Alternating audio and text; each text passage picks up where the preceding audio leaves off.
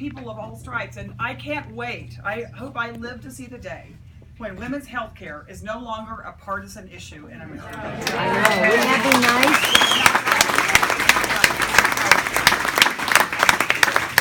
What would you say to the young people here that haven't experienced the woman's movement, what it means to finally get health care, birth control, and that think that, you know, well, I'm here and I'm not experiencing that. Right. What would you say to them? I think it's important to remember. I mean, I have 3 children, and they don't want to really listen to anything I have. You know, I've had a lot of good advice. I'm trying to give them. Yeah. So I think what is important though for everyone is just to talk about your own experiences. And I don't think we have to preach, and I don't think we have to cajole. I think we just have to say, this is what my lived experience has been.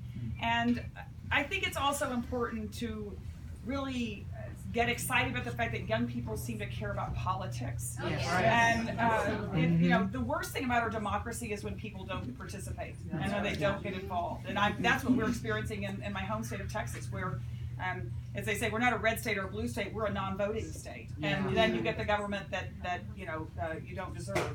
So I think it's really important, with all the enthusiasm that people have for different candidates in this race, that we don't tamp that down and we don't discourage them, because for many of them, this is the first time they've ever been involved in politics in their lifetime.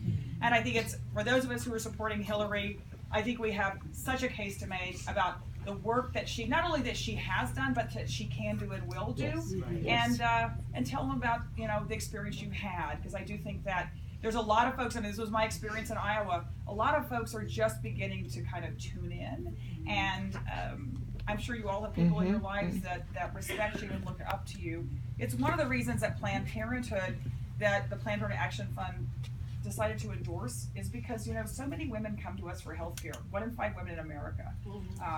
Including myself, right? Yes, you know, a lot of us yeah. Planned Parenthood for health care. And so it makes a difference when we talk about people's records and what they stand for and what they believe. And I think that this election is going to be no different. You know, it's interesting. Last presidential election, for those of you who were involved in that, it was the largest gender gap ever in the history of Gallup polling. And that's because, frankly, women in this country were not willing to vote for someone who was going to take away all their rights. And I think that's going to be true next November as well. So we just got to keep at it.